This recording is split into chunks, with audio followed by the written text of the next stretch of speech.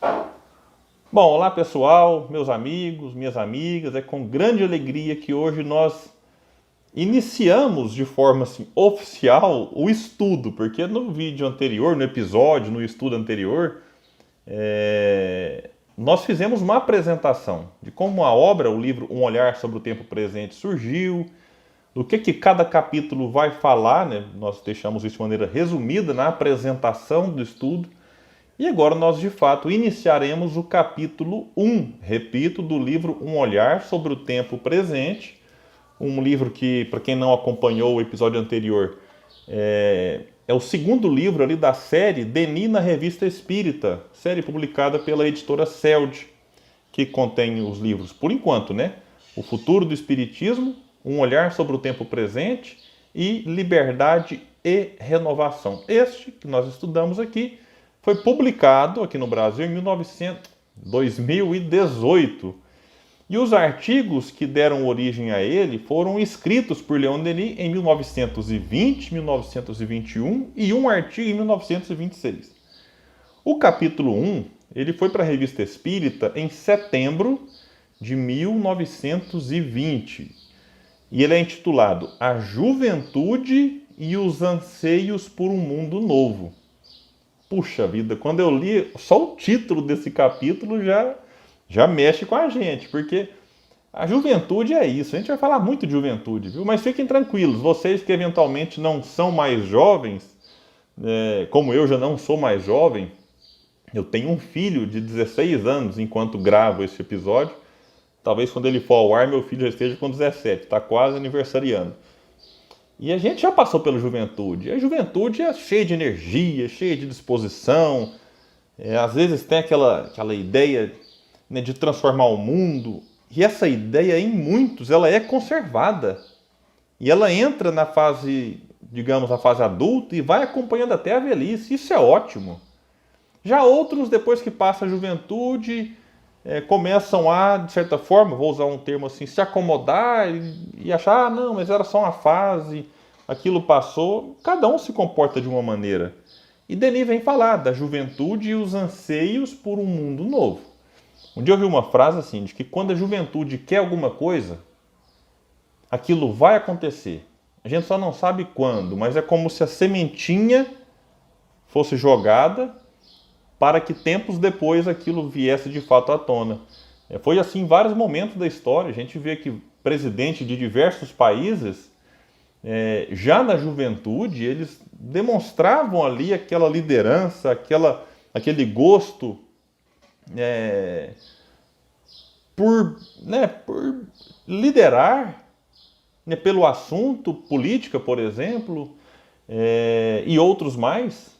Vários cientistas, às vezes na juventude, já ficavam inquietos, incomodados com algumas questões e faziam ali, desde criança, às vezes, os seus laboratórios em casa, feitos com aquilo que se tem, muitas vezes de forma bem precária, enfim. A juventude é um momento interessante que a gente precisa olhar para ela com calma e olhar para os nossos jovens para não tirar deles essa força. Mas Leon Denis vai dizer o seguinte no começo: nas horas conturbadas em que vivemos, repito, 1920, após uma terrível guerra que ceifou milhões de existências e no momento em que, novamente, muitas obras materiais encontram-se ameaçadas e situações que pareciam solidamente estabelecidas começam a tremer em suas bases. Nosso pensamento volta-se ansioso para o além. Buscam-se no Espiritismo as consolações, as certezas e as forças morais que as demais religiões não podem oferecer. Bom, que eu não vou entrar em detalhes a guerra que ele cita é a Primeira Guerra Mundial, na época chamada Grande Guerra. Claro que o mundo ele é sempre visitado por guerras, mas chamada Grande Guerra, porque eu até fiz uma pesquisa que antes de eu iniciar esse estudo, ela ceifou entre 20 e 30 milhões de existências, segundo alguns cálculos mais conservadores. Outros cálculos colocam uma quantidade muito maior. Imagine isso. Então, foi uma coisa na época que abalou o mundo mesmo. Como ele coloca assim, que algumas situações, né, tremem nas bases, de fato. O mundo ficou estarrecido com a capacidade, com a belicosidade, né, das pessoas, das nações. E ele vai falar de horas conturbadas, né? A guerra já tinha acabado. Né? Ele estava aqui, por exemplo, há 1 ano e pouco, 2 anos do fim da Primeira Guerra. E as horas ainda eram conturbadas. Claro, depois de uma guerra mundial, dá aquele alívio, né? Acabou. Mas agora entra o processo de reconstrução. E às vezes o processo de reconstrução, alguns conflitos começam a nascer nesse processo, por questões mal resolvidas da própria guerra. Foi assim na Primeira Guerra Mundial, foi assim na Segunda Guerra Mundial e em vários outros momentos da nossa história. Coisas mal resolvidas, algumas novas, digamos, uma nova estrutura, até geopolítica, ela vai causar alguns abalos. Então as horas ficam de fato conturbadas. E Denis coloca isso e eu trago a reflexão para agora. Enquanto eu gravo este episódio, nós vivemos, eu posso afirmar com uma certa segurança, eu gravo isso aqui, não sei quando ele vai ao ar na rádio, assim como no meu canal do YouTube, no dia 23 de janeiro. Vivemos o auge da pandemia. Já iniciamos o processo de vacinação no Brasil e em vários outros países, na primeira dose aqui no Brasil, alguns países já iniciando a segunda dose. Mas os números são os maiores que já tivemos na pandemia do coronavírus. E é bom dizer, porque talvez a pessoa vai acompanhar esse estudo daqui, sei lá, final do século XXI, não sei. E as horas são conturbadas. Recordes e mais recordes de contaminados, de mortes. No Brasil, nós temos aqui um cálculo que é a média diária, já com mais de 1.000 mortos por dia, só de Covid-19, fora as outras complicações que decorrem da pandemia, como problemas econômicos. O que acontece, toda pandemia, toda epidemia gera consequências econômicas graves, desemprego, aumento da desigualdade. E, enfim, as horas são conturbadas. E Denis coloca, então, que muitas pessoas buscavam naquela época, e a gente pode dizer que hoje também, buscam no Espiritismo consolações. Puxa, quantos canais de YouTube, não foi só o meu, mas vários canais no YouTube, surgiram na pandemia, até porque as pessoas incentivavam. E vários palestrantes, vários grupos espíritas que não faziam lives, que não faziam estudos virtuais, vendo agora a impossibilidade da reunião presencial, optaram ou foram, de certa forma, forçados a ir para esse campo virtual, que é para levar consolo para as pessoas, que é para levar esclarecimento para aqueles que precisam, para aqueles que procuram. Então a gente percebe que muito disso vai ficar depois da pandemia.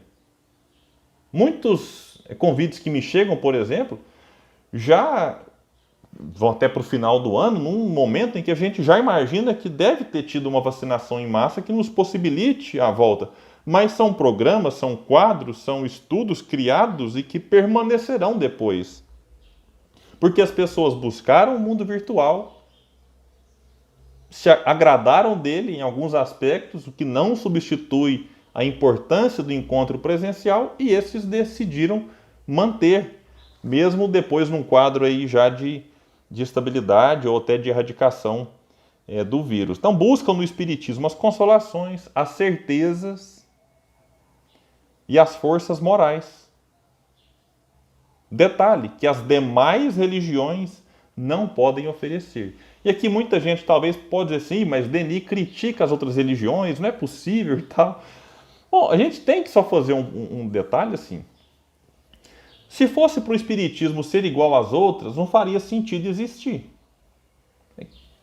Então, é claro e óbvio que existe uma diferença entre o Espiritismo, entre o catolicismo, entre o protestantismo, chamado dos evangélicos no Brasil, entre o budismo, entre o islamismo. Mas se fosse para as religiões serem iguais, não tinha necessidade dessa diferenciação até do nome. Então, Denis é claro que ele vai trazer aquilo que o Espiritismo tem de diferente, ou de certa forma, aquilo que ele tem e que pode ajudar o outro, porque as outras não têm. E qual que é o ponto? Ele vai dizer que, em princípio, o Espiritismo não é contrário às religiões. Porque muita gente pensa, nossa, o Espiritismo veio combater as religiões. Não, não, não. Não veio combater. Kardec chega a dizer que o Espiritismo veio fortalecer as religiões. É diferente. Fortalecer. Denis vem explicar por que ele poderia, né, fortalecer as demais religiões. Porque ele fornece provas da sobrevivência e da manifestação das almas dos mortos. Comprova as consequências indelutáveis dos nossos atos e a existência de uma lei de justiça, bem como de uma inteligência ordenadora do universo. Por este viés, bem que ele poderia completá-las, fecundá-las e torná-las mais vivas. Ou seja, ele poderia fortalecer as demais religiões. Que precisariam abandonar aí os seus rituais?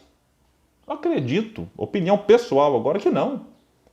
A pessoa poderia ter o ritual que agrada, ter uma cerimônia que satisfaz o gosto do público, que talvez tenha importância simbólica para aqueles religiosos, mas por que não acatar as provas da imortalidade que foram dadas pelo Espiritismo e que nós até estudamos lá no livro Porquê da Vida, no capítulo 8, provas experimentais. Então não é mais eu acho que a vida continua, é eu sei que a vida continua porque o Espiritismo mostrou através das provas.